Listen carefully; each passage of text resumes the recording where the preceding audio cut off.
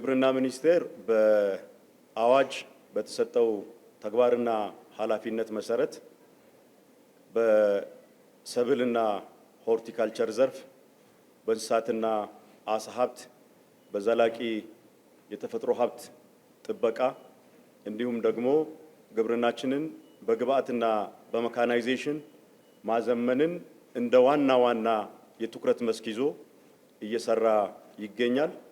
ከዚህ የትኩረት መስኮችም የሚቀዱ ትላልቅ ሀገራዊ የሆኑ ፍላግሺፕ ፕሮግራሞችን በመቅረጽ ከባለድርሻ አካላት ጋር ተቀናጅቶ ለተግባራዊነታቸው እየተረባረበ ይገኛል። የምንሰራቸው የፍላግሺፕ ፕሮግራሞች ዓላማ አራት ዋና ጉዳዮችን ማሳካት ነው። አንዱ መሰረታዊ ነገር እንደ ሀገር የምግብ ዋስትናችንን ማረጋገጥ ነው። ብዙ ሀገራት እንደ የኢኮኖሚያቸው ባህሪ የምግብ ዋስትናቸውን የሚያረጋግጡት በተለያየ መንገድ ነው። ምግብ ገዝተው የምግብ ዋስትናቸውን የሚያረጋግጡ ሀገራት አሉ። በተለያየ መንገድም በድጋፍ እርዳታም የሚኖሩ አሉ። በእኛ ሀገር ተጨባጭ ሁኔታ ግን ያለንን የተፈጥሮ ጸጋ ተጠቅመን አምርተን ራሳችንን መመገብ አለብን የሚል ቁርጠኛ አቋም ይዘን እየሰራን ነው የምንገኘው። ስለዚህ የዛሬ የምንወያይበት ሁለቱ መሰረታዊ ፍላግሺፕ ፕሮግራሞችን ጨምሮ ሌሎቹ የፍላግሺፕ ፕሮግራሞቻችን አንዱ ሊያሳኩት እና ከግብ ሊያደርሱት የወጠኑት ዓላማ የምግብ ዋስትናን ማረጋገጥ ነው። በሁለተኛ ደረጃ እርሻ የኢኮኖሚያችን የእድገታችን ዋነኛ ማስፈንጠሪያ እንደመሆኑ መጠን የኤክስፖርት ግኝታችንን ማሳደግ ከዛም በተረፈ ደግሞ ከዚህ በፊት ከውጭ ስናስገባቸው የነበሩትን ኢምፖርት የምናደርጋቸውን ምርቶችና ሸቀጦች አገር ውስጥ በማምረት አገር ውስጥ እሴት በመጨመር የመተካትን ጉዳይ እንደ ቁልፍ ተግባር እንደ ቁልፍ ግብ አድርገን ነው የምንወስደው። ሶስተኛው መሰረታዊ ግብ ወይም ዓላማችን ከኢንዱስትሪ ግብአት አቅርቦት ጋር የተያያዘ ነው። አገራችን ኢኮኖሚዋ እንዲለወጥ ከተፈለገ ኢንዱስትሪያላይዜሽን ወሳኝ የኢኮኖሚ መሰረት እንደሆነ ይታወቃል። ያንን ለማሳካት ደግሞ ለአግሮ ኢንዱስትሪዎቻችን በተለይ ግብአት በጥራት በበቂ ሁኔታ አምርቶ ማቅረብ አስፈላጊ ነው የሚሆነው። በእነዚህ እንቅስቃሴዎች ድምር ደግሞ ለወጣቱ ማህበረሰብ ክፍል የስራ ዕድል መፍጠርን ታሳቢ አድርገን ነው ስንንቀሳቀስ የቆየ ነው እየተንቀሳቀስንም ያለ ነው ማለት ነው። ከዚህ አንጻር ሁለቱን መሰረታዊ የፍላግሺፕ ፕሮግራሞቻችንን በምንመለከትበት ጊዜ ተጨባጭ የሆኑ ስኬቶችን ማስመዝገብ ችለናል። ስንዴን ብንወስድ የፍላግሺፕ ፕሮግራሙ ከመጀመሩ በፊት በአመት በስንዴ ሰብል ይሸፈን የነበረው መሬት በኢትዮጵያ ከ4.6 ሚሊዮን ሄክታር የዘለለ አልነበረም። የበጋ ስንዴ ኢኒሼቲቭ ከተጀመረ በኋላ በበልግም ደግሞ በስፋት ስንዴ እንዲመረት ከፍተኛ ትኩረትና ርብርብ ተሰጥቶ በሰራት ከጀመረ ጊዜ ጀምሮ አሁን ባለንበት ደረጃ ከ4.6 ሚሊዮን ሄክታር ወደ 8.2 ሚሊዮን ሄክታር የሚሆን መሬት በስንዴ ሰብል እንዲሸፈን ማድረግ ተችሏል። ከዚህ በፊት የማይታረሱ መሬቶችን ጭምር ወደ ስንዴ ምርት እንዲገቡ በማድረግ የተገኘው ውጤት ቀላል የሚባል አይደለም። ከዚህ አንጻር የስንዴ ምርት መጠናችንን በምናይበት ጊዜ ከ5 እና ከ6 ዓመት በፊት ከ165 ሚሊዮን ኩንታል የማይበልጠው በዘንድሮ ዓመት ወደ 290 ሚሊዮን ኩንታል ገደማ እንደደረሰ መረጃዎች ያሳያሉ ማለት ነው። ይሄ ትልቅ ስኬት እንደሆነ መውሰድ ይቻላል። ያ ብቻ ሳይሆን አገራችን ኢትዮጵያ ከዓመታት በፊት በየዓመቱ የስንዴ ፍላጎቷን ለማሟላት በየዓመቱ ከ700 ሚሊዮን እስከ 1 ቢሊዮን የአሜሪካ ዶላር በማውጣት ስንዴን ከውጪ ስታስገባ ነው የነበረው። ይሄንን በሰራነው ስራ የሚወጣ የነበረውን የውጭ ምንዛሪ ማስቀረት የተቻለበትና እንደ ሀገር ትልቅ ስኬት የተመዘገበበት ትልቅ ውጤት የመጣበት የፍላግሺፕ ፕሮግራም መሆኑን መገንዘብ ያስፈልጋል። ከዚህም የተነሳ የዓለም የእርሻና የምግብ ድርጅት ፋኦ አገራችን በምግብ ራሷን ለመቻል ከውጭ ታስገባ የነበረውን ስንዴ አገር ውስጥ አምርታ ለመተካት ባደረገችው ጥረት የፋኦ አግሪኮላ አዋርድን ለሌሎች ሀገራት ባሳየችው የተምሳሌትነት እና የአፈጻጸም ብቃት ሽልማት የወሰደችበት አግባብ ነው ያለው። ይሄ ሁሉም ባለድርሻ አካላት ተሳትፋችሁበት በጋራ ያመጣነው ስኬትና ለውጥ ስለሆነ ልንኮራበት ይገባል። ይሄንን እንደ ስንቅ ይዘን ደግሞ ቀጣይ የጎደሉ ነገሮችን አሟልተን ጠንክረን መስራት እንዳለብን ያመላክታል ማለት ነው።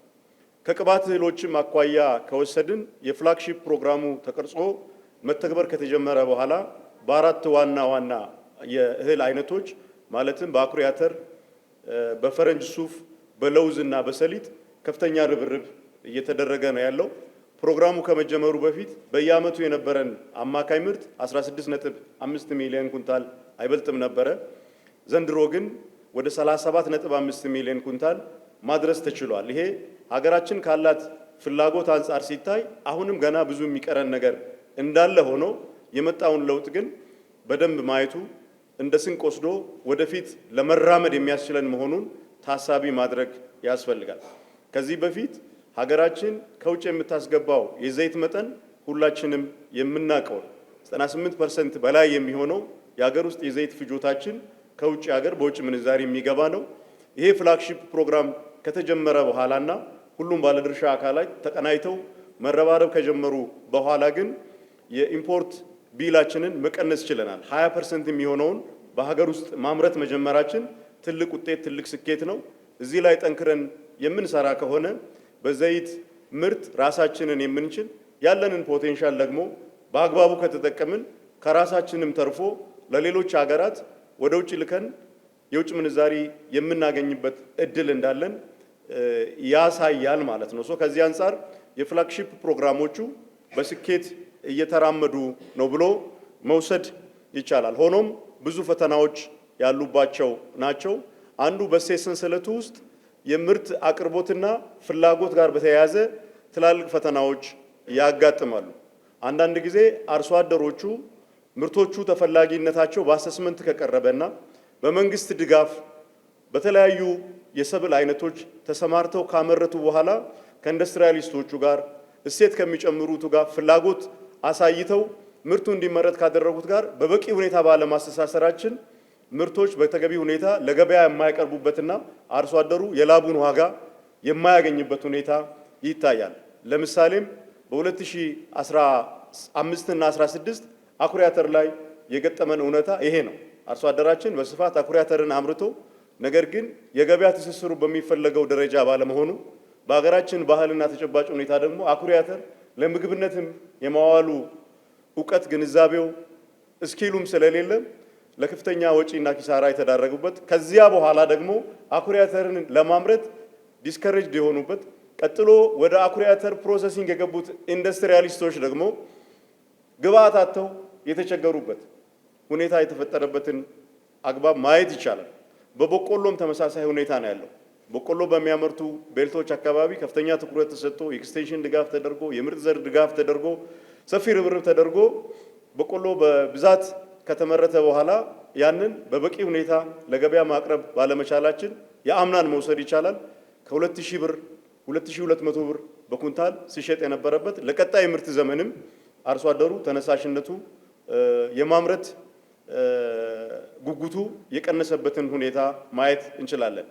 ቀጥሎ ደግሞ እጥረትን ነው የሚፈጥረው ያ አካሄድ ማለት ነው። ስለዚህ እነዚህ አይነት ጉዳዮችን ብሪጅ ማድረግ በአግባቡ ማስተሳሰር ባለድርሻ አካላት በየጊዜው እየተገናኙ እየተወያዩ በእቅድ የተመራ ስራ መስራት ወሳኝና ቁልፍ መሆኑን ያመላክታል።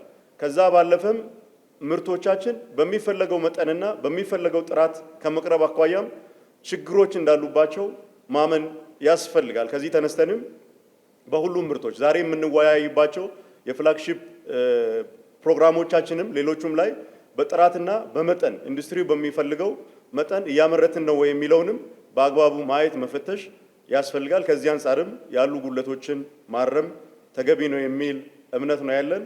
ከዚያ በተጨማሪ የእሴት ሰንሰለቱ ተጠናክሮ እንዲሄድ ከማድረግ አኳያ ያሉ እንደ ፋይናንስ አቅርቦት፣ የሎጂስቲክስ አካሄድ፣ ከኃይል አቅርቦትና ተመሳሳይ ሌሎች ጉዳዮችም ፈተናዎችና ማነቆች እንደሆኑ በአግባቡ እናውቃቸዋለን። ማወቅ ብቻ ሳይሆን ደግሞ ክቡር አምባሳደር ግርማ ብሩ በሚመሩት የኢንዱስትሪ ካውንስልም በየኬዙ ችግሮች በየወቅቱ እየቀረቡ መፍትሄ እየሰጠን ችግሮችን እየፈታን ለመሄድ ጥረት እያደረግን ነው ያለነው።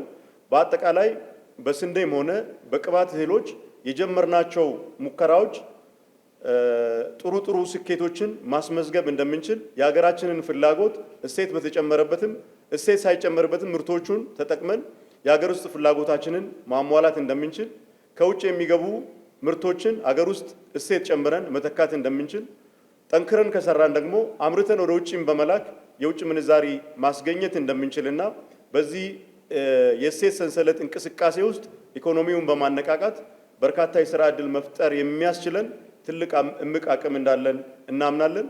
ያንን እምቅ አቅም ግን አንሊሽ የምናደርገው ወደ ተግባር መቀየር የምንችለው በተባበረ በተቀናጀና በተናበበ እቅድ ላይ በተመሰረተ አሰራር ስንሄድ እንደሆነ እንደ ግብርና ሚኒስቴር በጽኑ እናምናለን። ከዚህም በመነሳት ከኢንዱስትሪ ሚኒስቴር፣ ከንግድ ሚኒስቴር፣ ከግል ባለድርሻ አካሎቻችን ጋር እንዲሁም ደግሞ ከሌሎች የልማት አጋሮቻችን ጋር ተቀናይተን በየፍላግሺፕ ፕሮግራሞቻችን የሚገጥሙንን ችግሮች በጥናት በአሰስመንት እየለየን እየተወያየንባቸው ቀጣይ የቤት ስራ የሚሆኑትን ጉዳዮች ለቅመን ይዘን እያስተካከልን እያረምን ነው የምንሄደው።